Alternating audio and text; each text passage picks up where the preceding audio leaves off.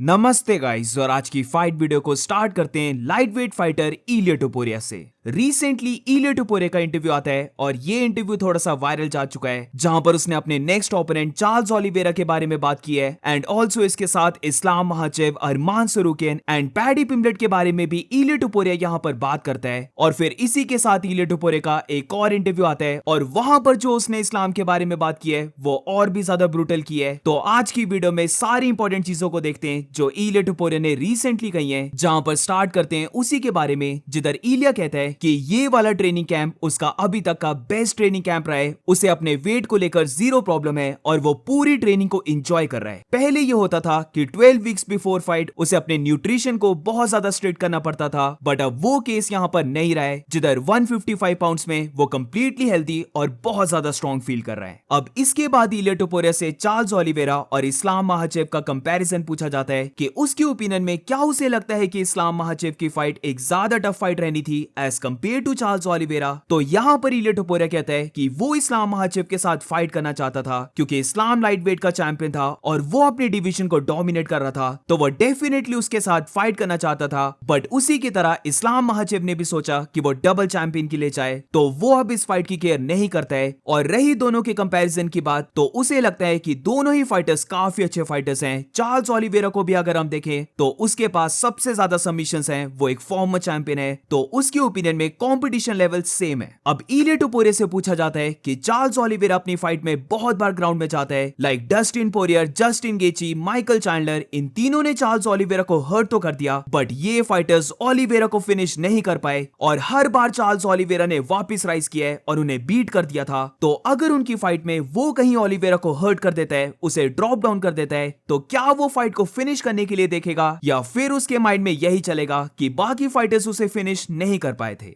तो यहां पर इलिया टोपुरिया थोड़ा सा स्मर्क करते हुए बोलता है कि अगर उसने चार्ल्स ओलिवेरा को टच किया तो चार्ल्स ओलिवेरा वापस नहीं आ पाएगा। जितने भी यहां पर फाइटर्स के नेम लिए जिन्होंने चार्ल्स ओलिवेरा को ड्रॉप तो कर दिया बट उसे फिनिश नहीं कर पाए, तो वो यहां पर बोलना चाहता है कि वो उन सारे फाइटर्स से डिफरेंट लेवल का हिट करता है। वो जो पावर को पोजेस करता है वो बाकी फाइटर्स नहीं करते, तो अगर वो ओलिवेरा के ऊपर क्लीन लैंड कर देता है तो ओलिवेरा फिनिश होने वाला है। अब उसके और ओलिवेरा की फाइट की प्रेडिक्शन देते हुए इलिया यहां पर कहता है कि वो प्रेडिक्ट करता है कि वो चार्ल्स ओलिवेरा को पहले ही राउंड में फिनिश करने वाला है। हर कोई चार्ल्स ओलिवेरा की ग्राउंड गेम की बात कर रहा है, बट वो अगर ट्रूली चाहे तो वो चार्ल्स ओलिवेरा को ग्राउंड में भी सबमिट कर सकता है, उसे ग्राउंड में भी बीट कर सकता है, वो उसे नॉकआउट भी कर सकता है। बेसिकली वो जो चाहे उससे वो चार्ल्स ओलिवेरा को फिनिश कर देगा। अपनी बात को एक्सप्लेन करते हुए इलिया टोपुरिया कहता है कि अभी तक उसे अपने ओपोनेंट्स के साथ डिस्टेंस को क्लोज करना पड़ता था, बट ओलिवेरा को जो फाइटिंग स्टाइल है वो उसे कंप्लीटली सूट करता है, जहां पर चार्ल्स ओलिवेरा बैकवर्ड मूव नहीं करेगा बल्कि वो खुद भी डिस्टेंस को क्लोज करने का देखेगा। और यही चीज उसे सबसे ज्यादा कॉम्प्लीमेंट करती है, जिधर ओलिवेरा की फाइट में उसे डिस्टेंस को क्लोज करने की जरूरत नहीं है, बल्कि वो और चार्ल्स ओलिवेरा ऑक्टेगन के सेंटर में मीट करने वाले हैं और वहीं पर वो अपनी पावर को शो करने वाला है। इसीलिए वो बिलीव करता है कि वो चार्ल्स ओलिवेरा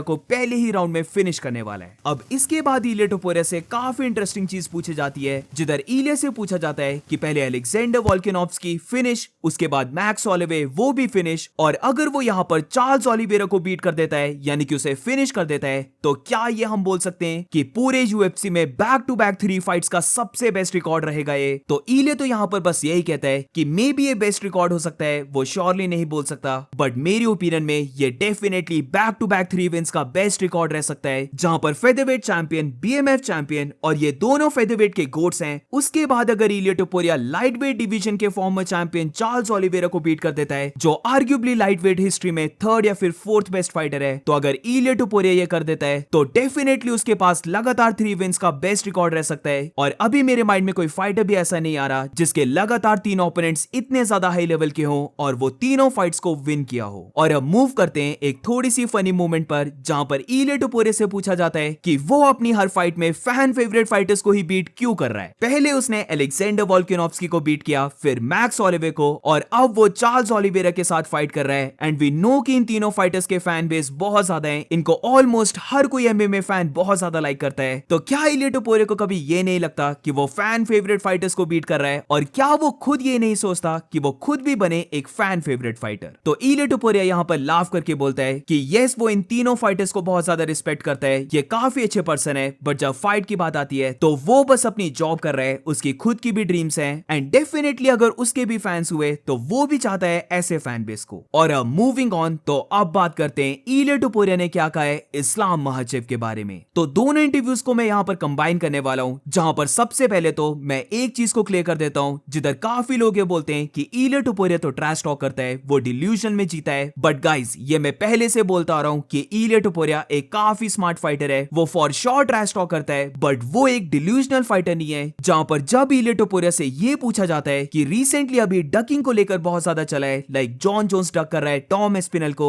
तो क्या उसे ये कभी फील हुआ कि इस्लाम महाचेव ने उसे डक किया और उसके साथ फाइट को अवॉइड करके वो चले गया वेल्टरवेट डिवीजन में। तो यहां पर इलिया टुपुरिया क्लियरली बोल देता है कि ऐसा कुछ भी नहीं है, इस्लाम महाचेव ने उसे डक नहीं किया है, बल्कि उसके ही तरह इस्लाम महाचेव भी चाहता है कि वो डबल चैंपियन बने। अब इसके बाद इलिया टुपुरिया से ये पूछा जाता है कि क्या वो कभी भी वेल्टरवेट डिवीजन में जाने की सोचेगा, तो यहां पर इलिया टुपुरिया कहता है कि अगर इस्लाम महाचेव वेल्टरवेट का चैंपियन बन जाता है, यानी कि वो जैक डेला मेडलेना को बीट करके 170 पाउंड्स का अनडिस्प्यूटेड चैंपियन बन जाता है, तो फिर वो डेफिनेटली लाइटवेट डिवीजन से वेल्टरवेट डिवीजन में मूव करके इस्लाम महाचेव के साथ फाइट करेगा। तो बेसिकली यहां पर इलिया का कहना था कि वो वेल्टरवेट डिवीजन में तभी जाएगा अगर इस्लाम महाचेव वहां का चैंपियन होगा। अब इसके बाद अगर हम दूसरे इंटरव्यू को देखें तो यहां पर इलिया टुपुरिया कहता है कि वो बिलीव करता है कि उसके वर्सेस पैडी पिम्बलेट की फाइट एक ज्यादा बड़ी फाइट है एज कंपेयर टू उसके वर्सेस इस्लाम महाचेव की फाइट। अब यहां से Ilia Topuria goes off on Islam Makhachev, जहां पर वो कहता है कि एक फाइटर जिसके बारे में nobody gives a fuck about, तो वो है इस्लाम महाचेव। इवन उसकी खुद की प्लेस यानी कि दागिस्तान में भी इस्लाम महाचेव को कोई भी नहीं देखता,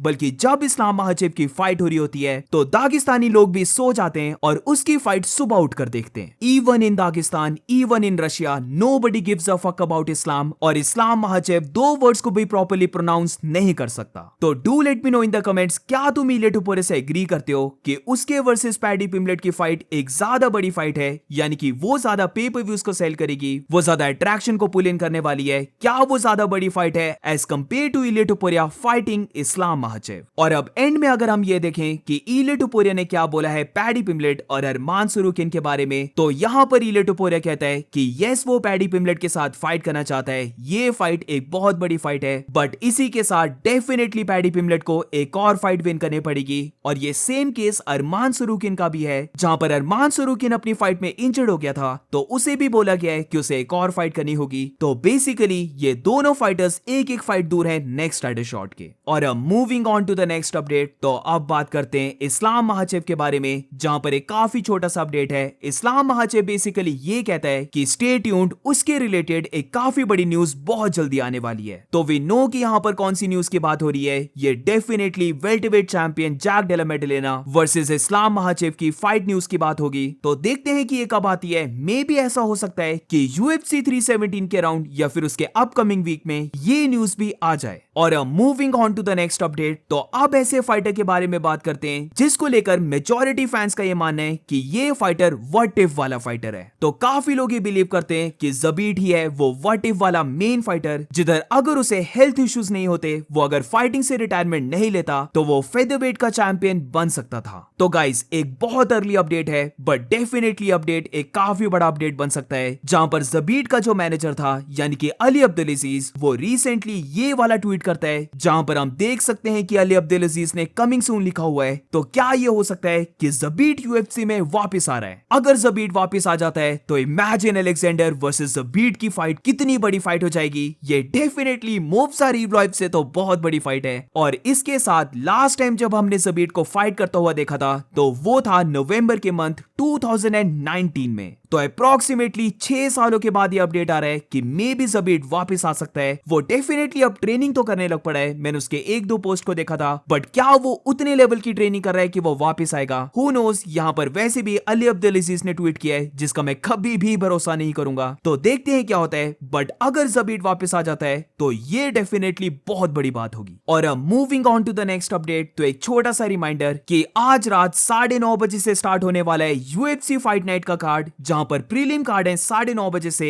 और फिर उसके बाद रात को 12:30 बजे से मेन कार्ड स्टार्ट हो जाएगा। अब मैंने यहाँ पर प्रिडिक्शन वीडियो को तो नहीं बनाया, बट मैं यहाँ पर डेफिनेटली बैक कर रहा हूँ कर्टिस ब्लेड्स, रफाइल फिजीव, क्योंकि वो अपनी होम कंट्री में फाइट कर रहा है। ये डेफिनेटली काफी रिस्की पिक है क्योंकि इग्नाशियो बाहामोंडेस फॉर श्योर इस फाइट को विन कर सकता है। वेरस अगर मेन इवेंट की बात करें जमाल हिल वर्सेस खलील राउंड्री की, तो मैं यहाँ पर देख रहा हूँ कि काफी लोग अब खलील राउंड्री को पिक कर रहे हैं क्योंकि जिस वे से उसने एलेक्स परेरा के साथ फाइट की है उस चीज को लोग यहाँ पर काफी कंसिडर कर रहे हैं। बट मैं यहाँ पर जिसके ऊपर बेट करने वाला हूँ तो वो है जमाल हिल। अब फॉर श्योर ये थोड़ी सी रिस्की पिक है, ऑड्स दोनों के बराबर ही हैं, हल्का सा शायद से जमाल हिल अंडरडॉग है, बट पता नहीं क्यों मुझे फीलिंग आ रही है कि जमाल हिल यहाँ पर विन को लेके जाने वाला है और इसीलिए मैं जमाल हिल के ऊपर बेट को लगा रहा हूँ। And that's it for today guys. आज की फाइट वीडियो में बस इतना ही। अगर तुम्हें वीडियो अच्छी लगी हो तो please make sure to like subscribe. मिलते हैं नेक्स्ट वीडियो में।